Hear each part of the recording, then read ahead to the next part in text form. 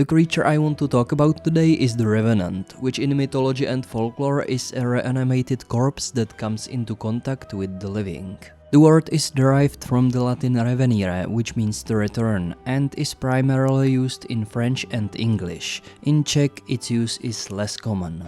The term is partially equivalent to the word umrlec, which just means corpse or dead man in Czech. Revenants are usually people who led sinful lives, like misers, cheaters, debauchers, gamblers, witches, etc., or who died under unusual circumstances, like murder victims, women who died in childbirth, people who were executed, drowned, those who committed suicide, and so on, or those who were cursed, enchanted, or bewitched, either in life or after death. It's less common, but revenants might also be people who have not found peace because they still have something left to do in the world, like revenge, reward kindness, care for descendants, etc. These beings appear in specific places, either associated with death, like cemeteries, churches, places where deaths occurred, execution sites, or where many people have gathered in the past, like crossroads or squares.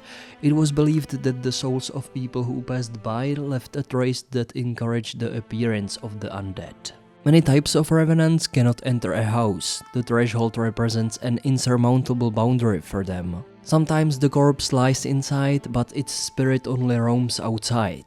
Others can only enter when invited. Sometimes they are invisible from the house, though people outside can see them. Only a small number of the undead are unaffected by the threshold. They are also sensitive to other boundaries in the landscape. Some undead cannot cross flowing water, are restricted to a particular region, or cannot enter a church.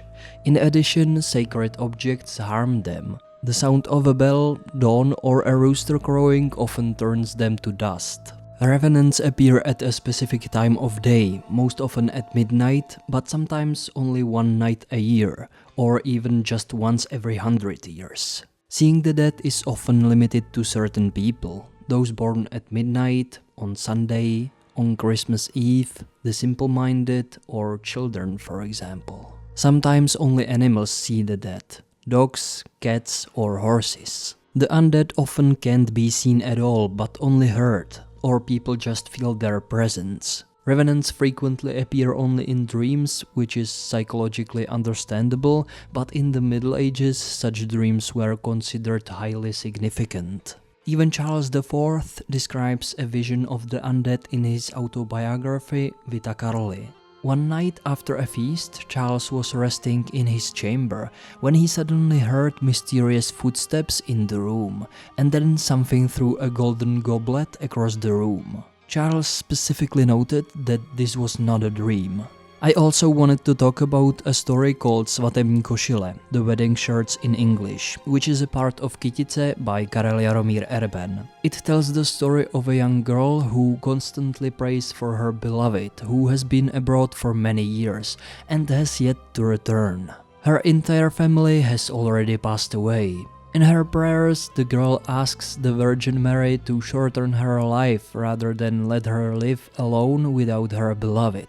However, from a Christian perspective, this is considered blasphemy, and so one clear night her beloved actually comes and lures her outside under the pretense that he has come to finally marry her. She lets herself be persuaded and sets off with him in the middle of the night.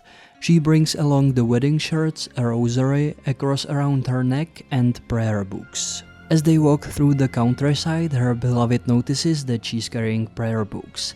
He convinces her to throw them away, claiming they are slowing her down. She obeys him, and suddenly they are 10 miles further along. After a few more miles, he notices that she has a rosary at her waist. He takes it from her, tosses it away, and suddenly they are 20 miles further along. They continue walking until he notices again that she has a cross around her neck. He tears it off, throws it away, and suddenly they leap 30 miles further. When they finally reach their destination, the girl realizes they've arrived at a cemetery and understands that her beloved is actually a living corpse. She becomes frightened and tricks him into climbing over the cemetery wall first, after which she throws away her wedding shirts and tries to escape. When she realizes she can't outrun him, she attempts to hide in the mortuary. However, inside lies another corpse. Her beloved catches up, and 3 times he tries to persuade the dead man to rise and let him in. 3 times the dead man almost gets up and opens the door, but each time the girl fervently prays and begs God for salvation, causing the dead man to fall back asleep. On her 3rd prayer, she finally confesses her sin and expresses her repentance. At that moment, dawn arrives and the rooster crows. All the dark forces immediately lose their power and must leave the world of the living. The dead man collapses to the ground and the girl knows he can no longer harm her. In the morning, the villagers go to mass and see torn pieces of the wedding shirts scattered across the graves. When they find the young girl, they tell her she did well to pray to God, otherwise her body could have ended up like those shirts. When I was a kid, we read this story in elementary school and I remember it frightened me quite a bit at that age. But I have to say that all the stories and fairy tales I was afraid of as a child are the ones I love today, precisely because of their eerie atmosphere. I've mentioned it in a few of my videos, but the Kytice collection was brilliantly adapted into film and includes this story as well. The shots I've used are from the film, which is even available on YouTube, though unfortunately only in Czech and without English subtitles. If you'd like to listen to this story in an audio version with a pretty creepy but awesome atmosphere, I recommend this video, which has English subtitles. I'll leave links to both versions in the description box. I also wanted to mention the Fext, which differs from the Revenant in that it's a person whose remains did not decompose after death, but instead dried up and remained intact. Folk tradition often attributed supernatural abilities to the Fext, which they possessed during their lifetime according to the beliefs, usually invulnerability. Legends speak of a very important attribute of the Fext.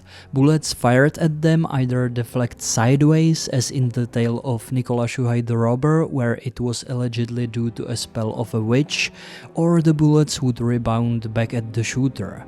One legend claims that the Fext suffers this way as a punishment for some terrible sin, often for killing an unbaptized child. Thus the Fext cannot die, even if they wanted to, and are condemned to wander among people until redeemed by performing a good deed using their invulnerability. For example, saving innocent people from a band of savage soldiers who die because they shoot at the Fext and the bullets rebound back at them. So in times of peace, the Fext has little hope of redemption. But after redemption, the Fext still needs to die, which involves being shot, though not with a bullet.